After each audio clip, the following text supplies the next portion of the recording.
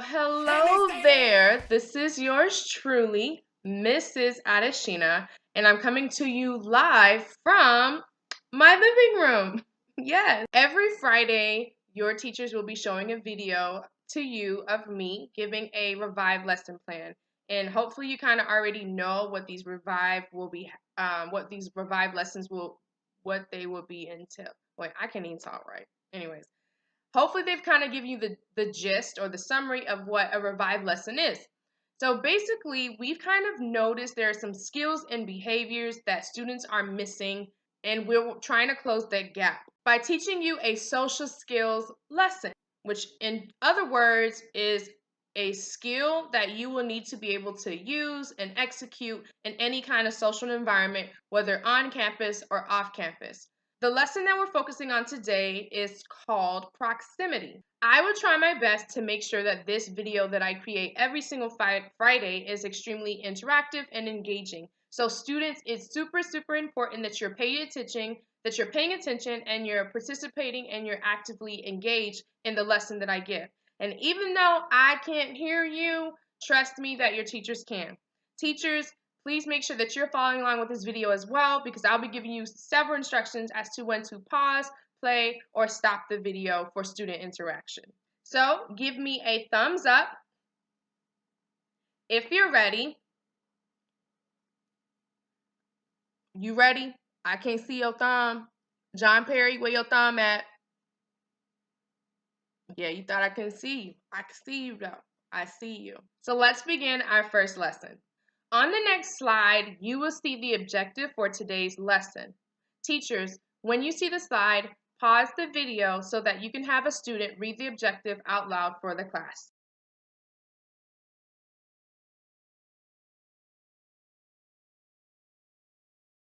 If you're focusing on my hat, you're focusing on the wrong thing. The key word that you should be focusing on is the word proximity. So repeat after me, proximity. Let's try that one more time. Proximity. Great. Proximity is, what is proximity? Proximity reflects the relationship between two people. Proximity reflects the relationship between two people. For example, if I see two people walking down the street holding hands, I might assume that they are what? You guessed it. They might be in love or they like each other. If I see two people walking down the street on the same sidewalk, but they don't even make eye contact, I might assume that they are strangers. In school or at work, people keep a professional distance around each other. And since school is a student's workplace, we want to make sure that we are always keeping a professional distance around each other. Teachers, please take time at this moment to pause the video and answer any unanswered questions that students may have at this time about the definition for proximity. Now that we have answered any unanswered questions, students, I want you to take a look at the top of your rubric handout and look at the question above. In a minute, your teacher will pause the video and show an image to you. Using this image, I want you to answer the following question. I want you to write down one similarity and one difference that you see amongst people in the US and people in other countries as it relates to the proximity. So the image will show the proximity or closeness or farness of how people are when they are a stranger to you, when they're in a close relationship to you, and when they're a personal acquaintance.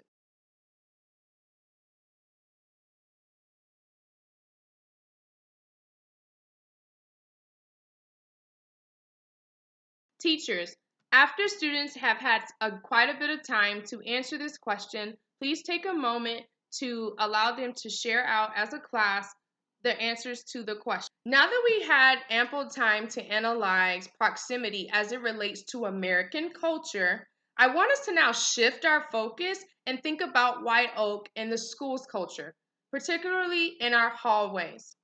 When I think about proximity and why it is important, as you saw on the image that your teacher displayed for you, the number varied from country to country in terms of the appropriate distance people had for close relationships. At White Oak, every single day or on a given day, we have about a little over 400 students, middle school students, who are transitioning in the hallways at the same time. I want to go out on a limb here, but I can almost assume that the appropriate distance that every student have in terms of how close they are to each other or how far apart they are from people they don't know is going to be different. So how do we navigate that so that everybody feels safe and everybody feels respected in terms of the distance? Well, we add proximity. I'm going to show you in a few steps, 4 simple steps, how we can make sure that we are respecting and showing proximity when we are in the hallways. Step number 1.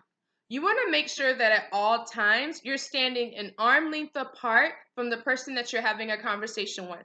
That can be in an elevator, in line, in the cafeteria, in the hallways, transitioning, at home, in the bathroom. Like, it doesn't really matter where. Standing an arm length apart from that person actually shows them a sign of respect. You're respecting their bubble or their space.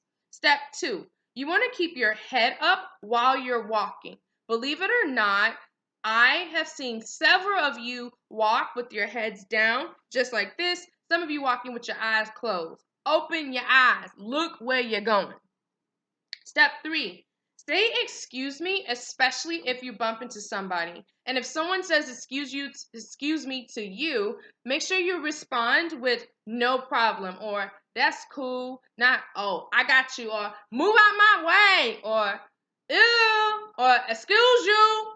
Like, those things get you nowhere and actually really escalate quickly into an altercation, which we want to avoid by all means. And the last step, move out of the way quickly if you see somebody approaching you. Now, many of you run in the hallways, which we should not do, but that's not today's lesson. But when you see someone coming towards you, you want to use your peripheral, meaning like looking out the side, but not looking out the sides. I mean, kind of get it?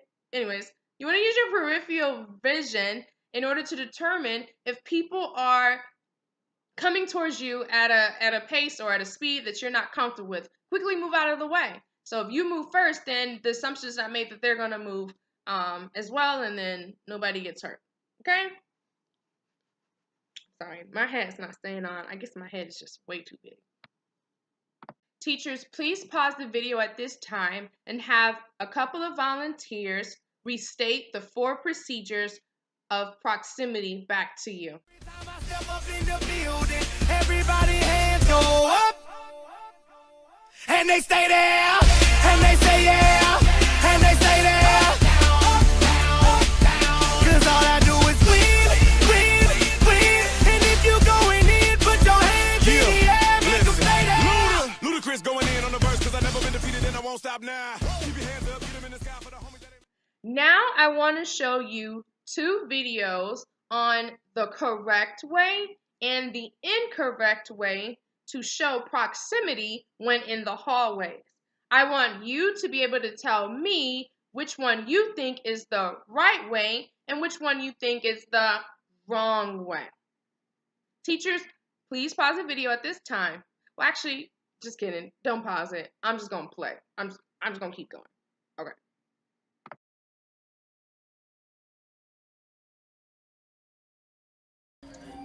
Well, go, Dave. Okay.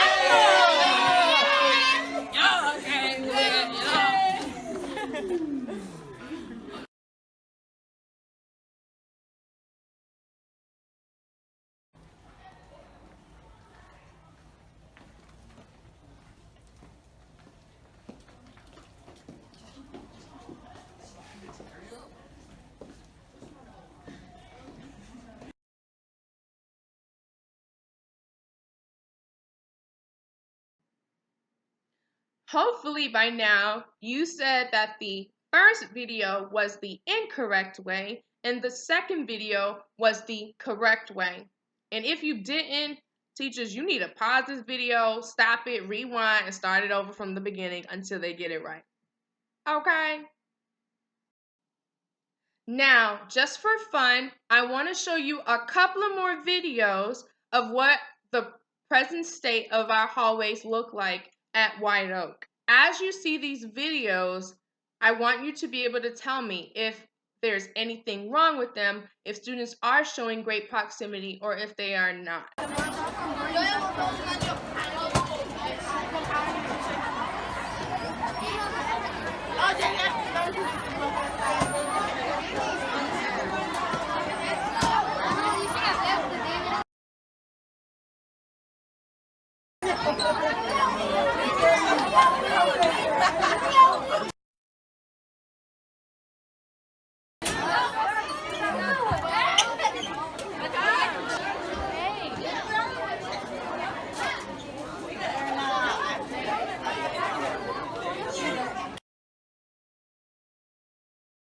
Students, we are all now going to practice utilizing proximity. Teachers, I need you to pay attention to this part because this is where things can get a bit muddy if you speak. Things gonna get complicated, so make sure you pay attention, all right? Everybody is gonna have a table group. Basically, the people that you're sitting with now, unless your teacher feels as though you need to be in another group. Your table group is going to have 7 minutes to practice proximity using the 4 procedures. At the end of 7 minutes, everyone needs to be seated and silent. The teacher will call the tables by number or in order or however they would like to call them to show the class the correct way of utilizing proximity when in the hallway. If teacher calls table 1 to demonstrate proximity, the only table that is actually going to be writing down the rubric scores on their particular handout is table 2. Now, everybody is observing once again, but table 2 is the only one writing down scores for table 1. So if I'm table 1 up there demonstrating, table 2 is writing down scores. If I'm table 2 demonstrating, table 3 is writing down scores. If I'm table 3 demonstrating, table 4 is writing down scores. If I'm table 4 demonstrating, table 5 is writing down scores, and so on and so forth, all right? Now, if I'm like the last table demonstrating, so like if you're table 7 or table 8 or however many tables is in the classroom, then table 1 is going to be the one writing down scores. So there's always a table demonstrating, and there's always one table writing down scores on their rubric. So not every student is going to be writing down scores for every single student in the class, but every student should be observing when other students are giving their presentation or demonstration on proximity. I really, truly hope that makes sense. Again, teachers, if that was a bit complicated, feel free to pause and rewind this, or you can come up with another quick, easy way for students, all students in the class, to be able to practice utilizing the procedures for proximity. Thank you so much for actively participating and engaging in today's lesson on proximity. I challenge each and every one of you to utilize proximity when you're in the hallway. Who knows? I will be looking, your teachers will be looking, and you may earn a prop or reward or compliment or praise for doing the right thing. So when in doubt, just be caught doing something right. If you would like to be featured in my next video, or if you would like for me to feature your favorite hat or a special prop in the next video, come holler at me. Write me a message and place it in the Dropbox located near the library doors that says Middle School Student Support Counselor. See you next Friday. And this is Mrs. Adeshina saying, cut it out. Bye-bye.